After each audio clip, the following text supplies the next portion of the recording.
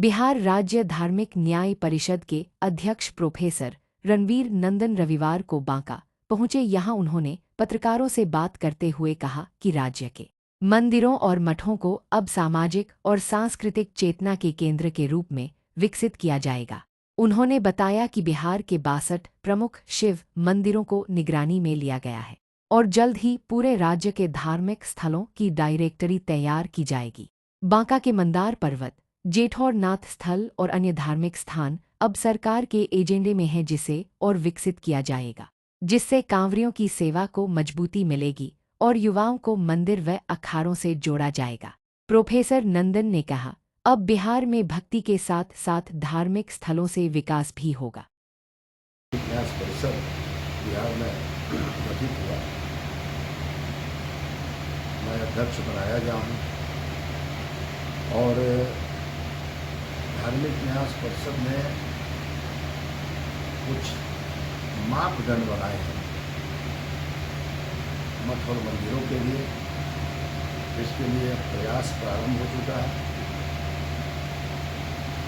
मैं जहाँ भी जाता हूँ वहाँ के जितने भी मठ का मैनेजमेंट है, मंदिर के मैनेजमेंट है, मेरा वही निर्देश होता है, आग्रह होता है कि वैसे मंदिर और मठ जो सक्षम है वो एकेडमिक एक्टिविटी चलाएं, सोशल एक्टिविटी चलाएं और ख़ासकर पहले आप देखते होंगे जितने भी मठ मंदिर हैं उसके बगल में एक अखाड़ा हुआ करता था। नौजवान लोग आकर शरीर सौष्ठव प्रतियोगिता उनकी होती थी और अखाड़े से कहीं ना कहीं हमारा जो युवा समाज 18 से 25 वर्ष का था वो जुड़ा रहता था।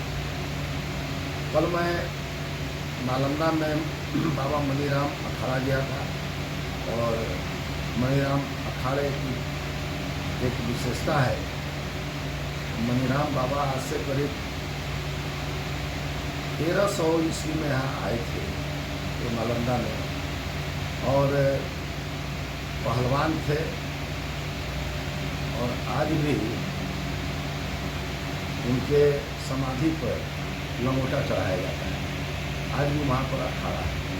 फिर मुझे इंस्पायरेशन मिला, फिर वहाँ के लोगों से मैंने यही कहा कि ये अखाड़ा जो वर्ष में एक बार आप कार्यक्रम करते हैं उसको आप इतना जीवंत रखिए जिससे कि प्रत्येक दिन यहाँ के स्थानीय जितने युवा युवक हैं वो आए, इसका लाभ उठाएं और इसमें बहुत सी संभावनाएं हैं।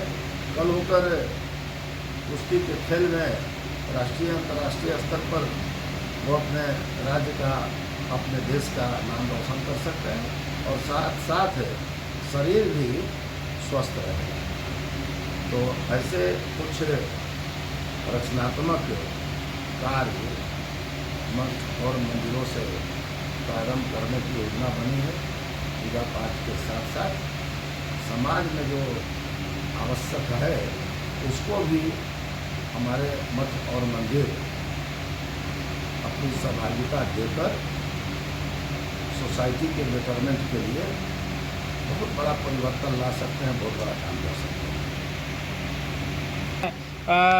अपने स्तर से सरकार ने बहुत अच्छा इंतजाम किया है और सरकार का यह प्रयास रहता है कि हमारे जितने भी कांवरियाँ हैं जो सुल्तानगंज से जल देकर और बाबा बैद्यनाथ तक जाते हैं उन्हें मार्ग में कोई कठिनाई ना हो, अधिक से अधिक सुविधा प्रदान हो और अच्छे से जल अर्पण करें।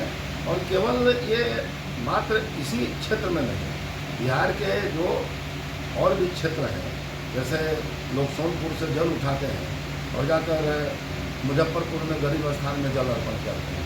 बहुत ऐसे शिवालय हैं जहाँ पर ये सावन महीने में बहुत बड़ा एक आयोजन होता है।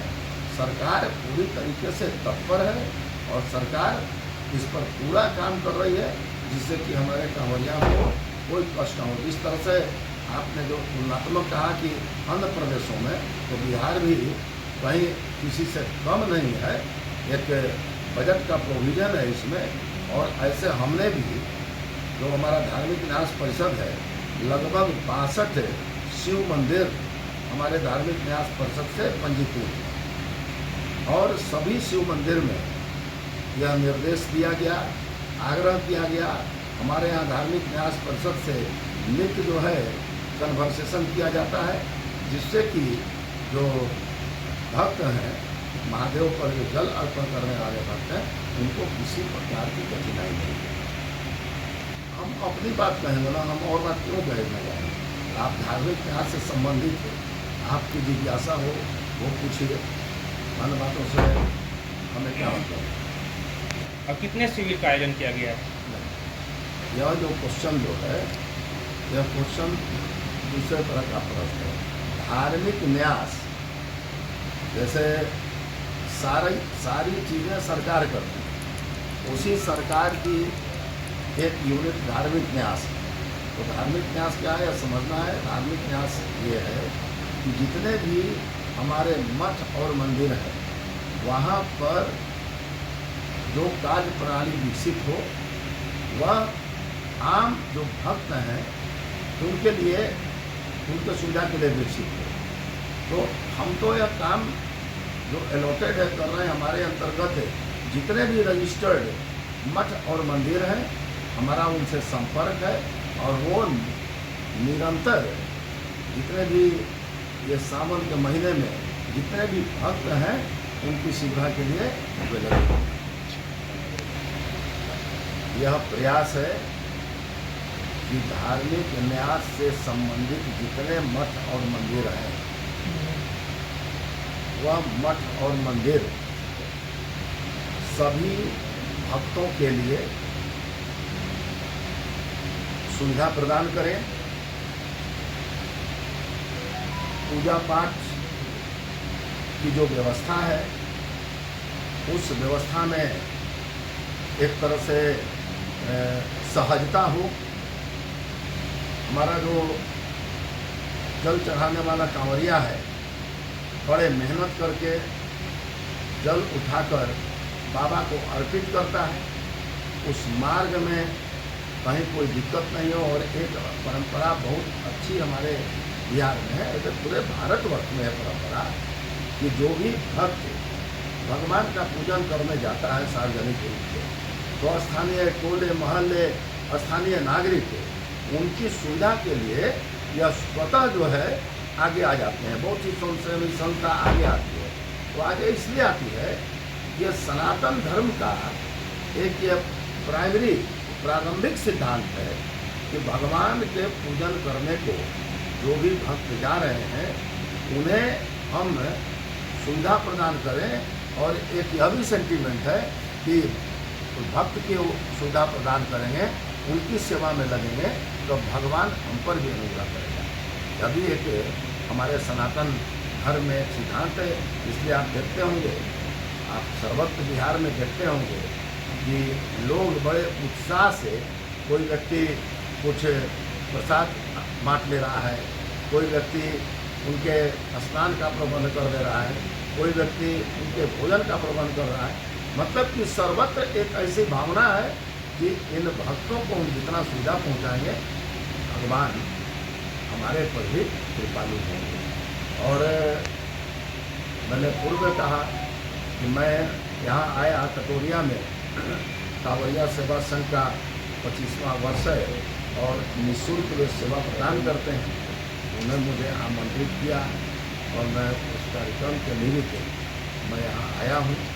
और अगली बार बांका आऊँगा तो जितने भी मंदिर हैं, ऐसे आपकी सूचना के लिए धार्मिक न्यास परिषद प्रत्येक जिला में मंदिरों की एक डायरेक्टरी बना रही है।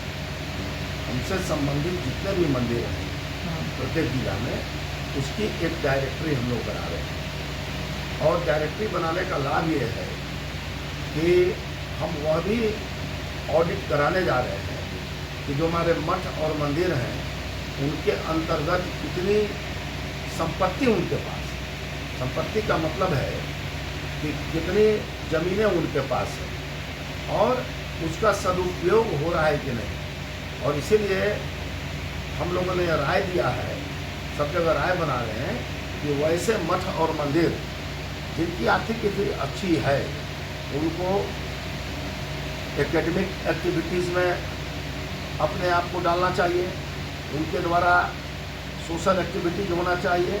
और सबसे बड़ी बात है, शरीर को स्वस्थ रखने के लिए, निरोगी रखने के लिए उन्हें अवश्य एक मंदिर मठ के बगल में एक अखाड़े का निर्माण करना चाहिए, जिससे कि संबंधित जिस क्षेत्र में उनका मंदिर है, जिस क्षेत्र में उनका मठ है, उस क्षेत्र के जो युवा हैं, खासकर 18 से 25 वर्ष के हुआ, वो अखाड़े में आए और स्वस्थ रहें, निरोग रहें। क्योंकि है क्या कि स्वस्थ शरीर में स्वस्थ मन का विकास होता है। और आप पुराना जितना भी आप अखाड़े और मठ मंदिर के बारे में आप जानकारी लेंगे तो सब के बगल में एक अखाड़ा हुआ करता था और सारे लोग शरीर सौष्ठव प्रतियोगिता करके अपने को स्वस्थ रखते थे।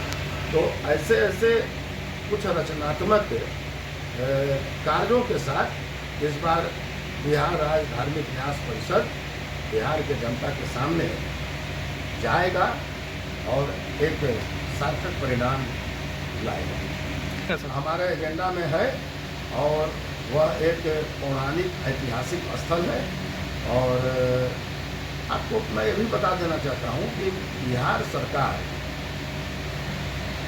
समय समय पर ऐसे सभी धरोहरों की रक्षा करने के लिए वहाँ पर फंड प्रोवाइड करके उसको अच्छा बना रही है। जैसे आपने देखा, अब माननीय प्रधानमंत्री जी ने बोध गैस सर्किट बना दिया, केंद्र के बजट में इस बार था। और उसके बाद आपने देखा होगा कि माननीय मुख्यमंत्री जी ने जानकी सर्किट का प्रारंभ किया। 800 करोड़ का वो मंदिर बन रहा है। जिस तरह से अयोध्या में राम मंदिर बना, उसी तरह से सीतामढ़ी में भी पुनौरा धाम में माता सीता का मंदिर बन रहा है। मतलब एक जो कनेक्टिविटी है, हमारा जो आध्यात्मिक रूट है, उस रूट की कनेक्टिविटी, अयोध्या भी उसमें आ जाए, गया भी उसमें आ जाए, सीतामढ़ी भी उसमें आ जाए। एक कनेक्टिविटी हमारे माननीय प्रधानमंत्री जी और माननीय मुख्यमंत्री जी इस पर तत्पर हैं। और आप कुछ दिन के बाद देखेंगे बड़ा सार्थक परिणाम होने वाला है। पूरा जो बिहार है वह भक्ति भाव में रहेगा और जहाँ भक्ति भाव रहेगा वहाँ चरित्र का निर्माण होगा और जहाँ चरित्र का निर्माण होगा वहाँ अच्छे कैरियर का निर्माण होगा। जिस तरह से सर पुनौरा उसकी शुरुआत जो है हो चुकी है। सरकार ने अपने प्रायोरिटी लिस्ट में उसको भी शामिल किया हुआ है। और वहाँ पे एक जो है आपको कि सरकार ने अपने प्रायोरिटी लिस्ट में वैसे जितने भी पौराणिक और आर्कियोलॉजिकल वैल्यू के जितने भी हमारे मंदिर हैं, सरकार ने उसको प्रायोरिटी लिस्ट में लिया है और सारा के सारे का कायाकल्प स्टेज वाइज हो जाएगा।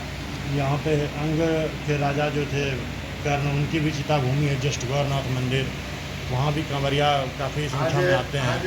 आज मैं अवगत हुआ हूँ, मुझे पता लगा है सचिव जटोरनाथ से सर। निश्चित रूप से ये हमारा प्रायोरिटी उसमें रहेगा, क्योंकि धर्म के चरित्र से मैं भी बड़ा अभिभूत रहता कि बड़ा जब हम लोग सुनते थे कि महाभारत जब खत्म हो गया तो खत्म होने के बाद जब पूछा गया बर्बरीक से कि भाई सबसे बड़ा योद्धा तुमने कौन देखा, तो उन्होंने कहा कि भाई एक ही योद्धा हमने देखा, उसके सामने कोई योद्धा नहीं। इतना श्रापित होते हुए और इतना मतलब हम यूँ कह सकते हैं कि कर्ण जो थे वो शोषित, दबे हुए, पिछड़े, उनके प्रतिनिधित्व वो उनका करते थे। इस कारण कि कर्म से ही आदमी सब कुछ होता है और कर्म नहीं है तो आदमी 0/0 रहता है। जो विद्या कर्ण ने सीखा, बहुत मेहनत से सीखा, बहुत जगह से प्रताड़ना झेलते हुए, और आज जो है तो कर्ण का चरित्र पढ़ने के बाद लगता है कि और पढ़ते जाएं और पढ़ते जाएं। तो आपने बहुत अच्छे आत्मा व्यक्ति के बारे में आपने चर्चा कर दी और निश्चित रूप से इसका भी भव्य निर्माण करें वो देते हैं। और एप्लीकेशन देने के बाद धार्मिक न्यास बोर्ड उस पर संज्ञान लेता है और जो संबंधित वहाँ जो प्रशासन के अधिकारी हैं, SDO हैं, DM है, प्रावधान है कि कुछ ऐसे नाम भेजते हैं जिनका नाम जो है कि एकदम से कोई कानूनी अड़चन में है, जिनका नाम नहीं रहता है, उसी नाम को भेजा जाता है और फिर धार्मिक न्यास बोर्ड निर्णय लेकर एक अच्छे लोगों की समिति बनाती है। कई दुर्गा मंदिर वगैरह है जो अभी भी ये नागरिक जी यदि हमारे यहाँ रिप्रेजेंट करते हैं कि यह मंदिर है और अब आवश्यकता है कि इस मंदिर में इसके सुचारू रूप से कार्य करने के लिए एक समिति की आवश्यकता है, तो धार्मिक न्यास बोर्ड संज्ञान लेकर वहाँ एक समिति का निर्माण कर देता है और उसके बाद वो समिति मंदिर के देखरेख का काम क्योंकि मंदिर तो